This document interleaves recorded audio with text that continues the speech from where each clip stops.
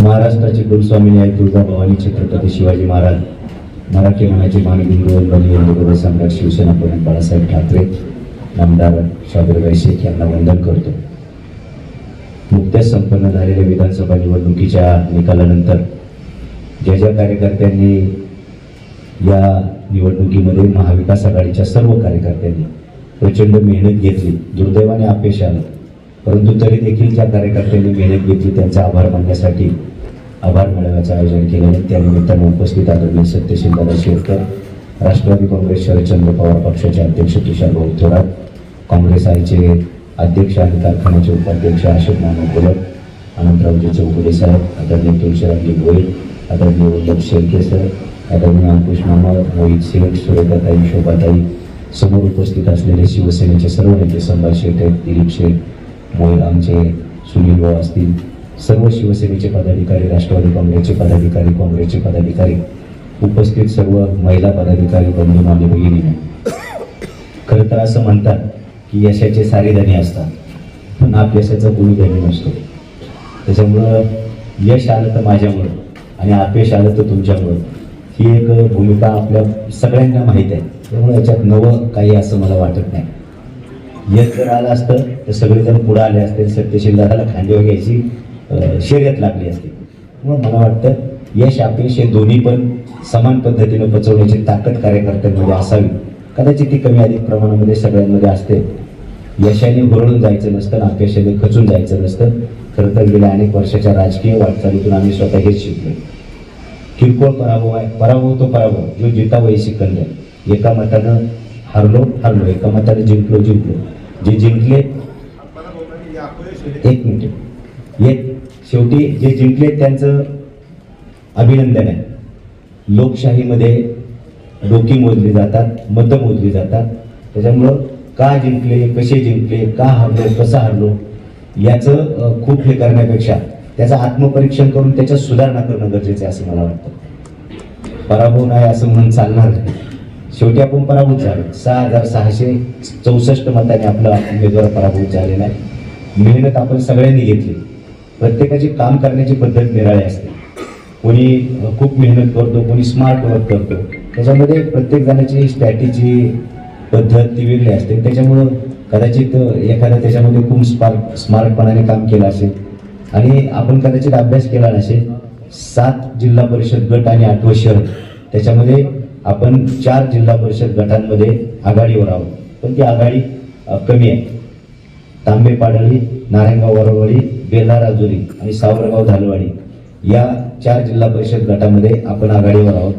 उरलेला आळे पिंपळवंडी, ओतूर पिंपरी पेंढार, जुन्नर शहर आणि पिंपळगाव जावा डिंगोरे या गटांमध्ये आपण आपल्याला पिछाडी आहे. पण जिथं आपल्याला पिछाडी आहे ती थोडीशी अधिकची मी म्हणतोय, आणि जिथं आपण आघाडीवर आहोत ते थोडंसं कमी आहे. पोस्टलमध्ये देखील आपल्याला साधारणतः 101 मताची आघाडी आहे.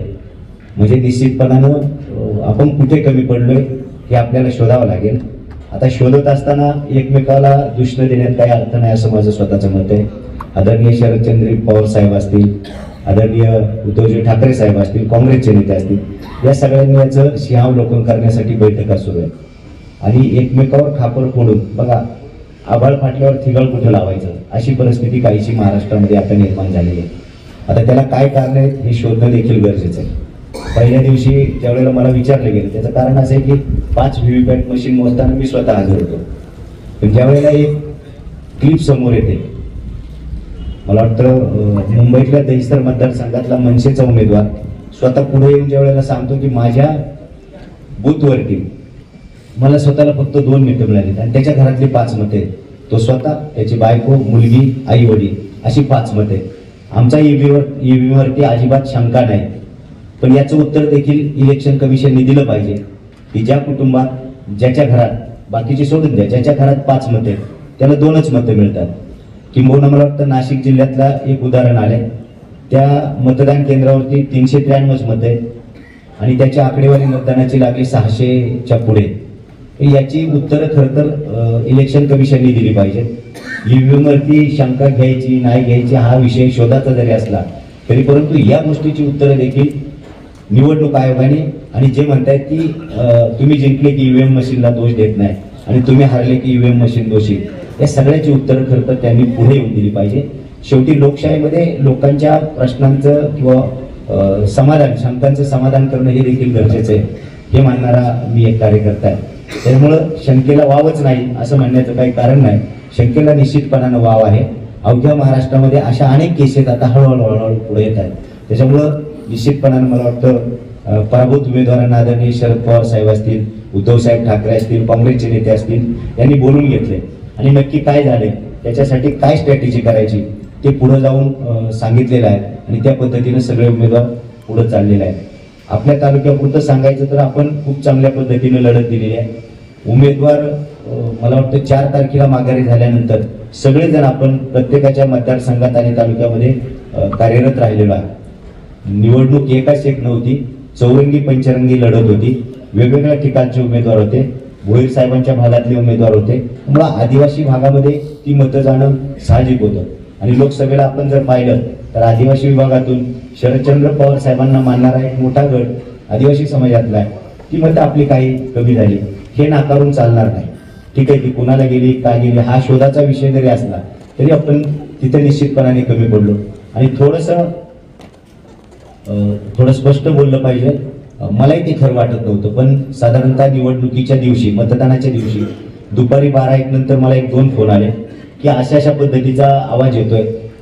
माझ्याच कार्यकर्त्यांनी फोन केले की नेते, काही घड्याळाची मंडळी, बोलणं चाललं,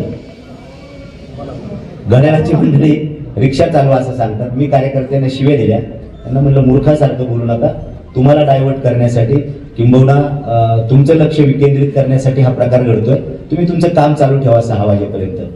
मी त्यांना दोष दिला, पण नंतर मतदानाच्या म्हणजे मतमोजणीच्या नंतर जे सगळे आकडे आले ते पाहिल्यानंतर काहीसे त्या ठिकाणी देखील शंकेला वाव निर्माण झालाय.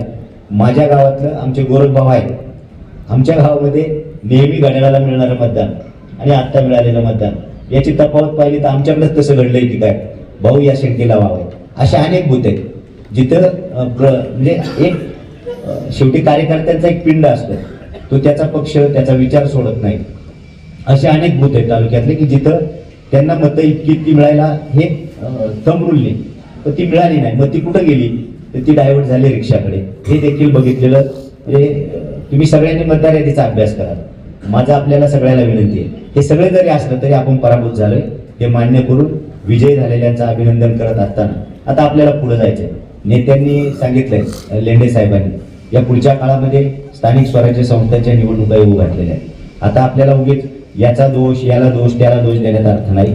आपल्याला नेत्यांनी आदेश दिल्याप्रमाणे काम करायचंय. महाविकास आघाडीच्या माध्यमातून स्थानिक स्वराज्य संस्थांच्या सगळ्या निवडणुकांना पुढे जात असताना आपण एकमेकाच्या हातात हात घालून, एकमेकाच्या मनात मन घालून आपल्याला सगळ्यांना काम करणं गरजेचं आहे.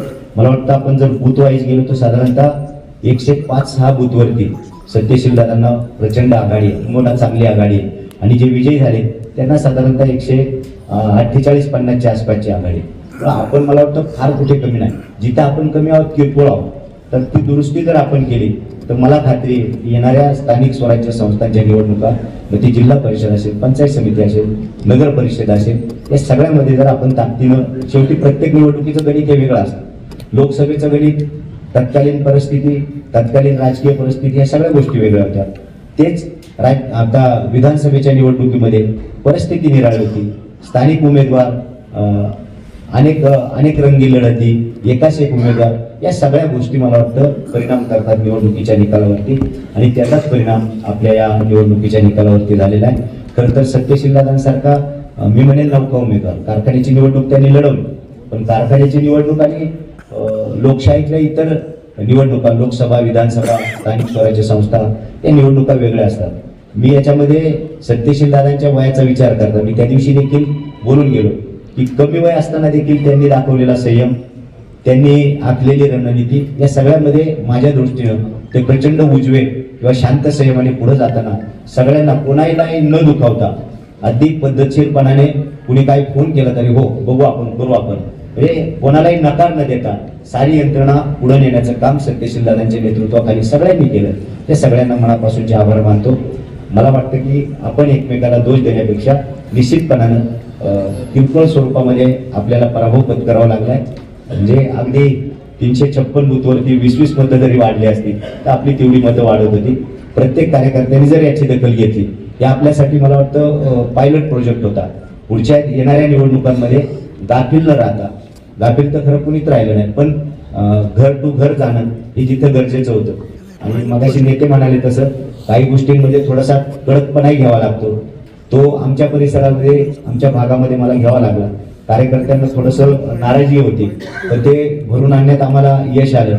आमची सगळी मंडळी, बाहेर चित्र एक वेगळं होतं की इथे असं होणार आहे, तसं होणार आहे. म्हणजे अगदी कावळ, पिंपरी, पारगाव, औरंगपूर, निमगाव, सवा या सगळ्या परिसरामध्ये पण कार्यकर्त्यांना समजून सांगितलं काय करणं गरजेचं आहे, वरची राज्याची परिस्थिती काय, आपल्या नेत्यांना आपल्याला काय उत्तर द्यावं लागेल, या सगळ्याचा परिणाम कार्यकर्त्यांवरती झाला.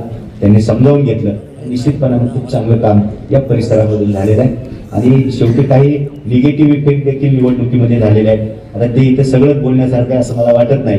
आणि त्याचा फटका आपल्याला देखील बसलेला आहे. काही निगेटिव्ह इफेक्ट आपण समजू शकता, त्याचा परिणाम देखील या निवडणुकीच्या निकालावरती झालाय असं माझं स्वतःचं मत आहे. तरी देखील आपण कार्यकर्त्यांनी जी काही जीवतोड मेहनत घेतलेली आहे, यश आपले चालू असतं. तुमच्या सगळ्यांचं मी मनापासून आभार मानतो. शिवसेना असेल, राष्ट्रवादी काँग्रेस असेल, काँग्रेस असेल, घटक पक्ष असतील, या सगळ्या पक्षातील सर्व कार्यकर्त्यांनी, आमच्या महिला आघाडी, युवा सेना किंवा युवक राष्ट्रवादी, युवक काँग्रेस या सगळ्या पदाधिकाऱ्यांनी खूप चांगल्या पद्धतीने काम केले. आणि मला वाटतं नेत्यांनी देखील, हे आदरणीय शरदचंद्रजी पवार साहेब असतील, सुप्रियाताई आहेत, जयंतरावजी पाटील साहेब आहेत, बबनरावजी थोरात साहेब, ही सगळी मंडळी आली, आपलं मार्गदर्शन करण्याचा प्रयत्न केला. त्या सगळ्यांचं देखील मी महाविकास आघाडीच्या वतीने मनापासून ऋण व्यक्त करतो, आभार मानतो. आणि आपल्या सगळ्यांचे देखील आभार. आणि आता निराश न होता आपल्याला पुढे जावं लागेल.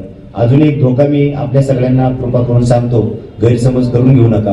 पण आता आपला पराभव झालाय किंवा राज्यात तुमची परिस्थिती अशी आहे, मग आता तिकडं थांबून काय करायचं, आमच्याकडे या वगैरे ह्या सगळ्या गोष्टी सुरू झालेल्या आहेत, काहींच्या ठिकाणी सुरू होतील.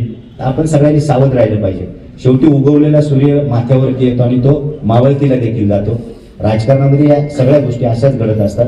म्हणजे सत्तेचा सूर्य कधीच मावळणार नाही असे म्हणणारे देखील अबकी बार 400 पार वरून 240 वर आले, हे देखील आपल्याला विसरून चालणार नाही. ही सुद्धा परिस्थिती निघून जाऊन चांगली परिस्थिती महाविकास आघाडीसाठी येईल या मताचा मी आहे. त्यासाठी आपण सगळ्यांनी सज्ज राहावं. या कामी आपल्या सगळ्यांना मनापासूनच्या शुभेच्छा देऊन थांबतो. धन्यवाद. जय जय महाराष्ट्र, जय होते. दादा, मौलीसर आपल्याला विनंती आहे की आपले उपतालुका प्रमुखांनी आता मंगेश अण्णांनी जी दिलगिरी व्यक्त केली, ती दिलगिरी आपण स्वीकारली. राष्ट्रवादी काँग्रेस कार्यकर्ता म्हणून या ठिकाणी दिलगिरी स्वीकारित असताना आपण त्यांना ज्या पद्धतीने आम्हा सर्वांना तुम्ही समजावून सांगितलं की आघाडी ही चांगल्या प्रकारे टिकली पाहिजे, आपण काम चांगलं केलं पाहिजे, कृपया त्यांना योग्य पद्धतीने समज द्या. धन्यवाद.